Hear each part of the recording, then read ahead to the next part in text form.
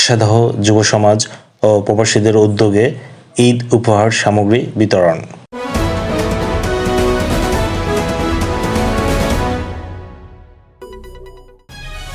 প্রতিবেদকের পাঠানো ভিডিও চিত্রে বিস্তারিত। চুয়াডাঙ্গার জীবননগর উপজেলার হাসাদহ মাঝের পাড়ায় স্থানীয় যুব সমাজ ও প্রবাসীদের সম্মিলিত উদ্যোগে ঈদ উপহার সামগ্রী বিতরণ করা হয়েছে। শুক্রবার বেলা ৩টায় এই আয়োজন অনুষ্ঠিত হয়। এই সময় উপস্থিত ছিলেন জীবননগর বালিকা বিদ্যালয়ের প্রধান শিক্ষক শ্রী যাদব কুমার, সাবেক মেম্বার সাইফুল ইসলাম টপি, ইমদাদুল হক, এলাকার কৃতি সন্তান ও বর্তমান মেম্বার হাবিবুর রহমান,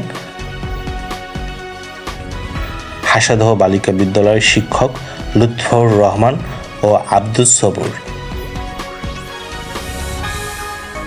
সার্বিক পরিচালনায় ছিলেন সোহাগ মিয়া, নাইম উদ্দিন ও আশিকুর রহমান। এছাড়াও এলাকার গণ্যমান্য ব্যক্তি ও সুধীজনেরা এই মহতী উদ্যোগে উপস্থিত ছিলেন।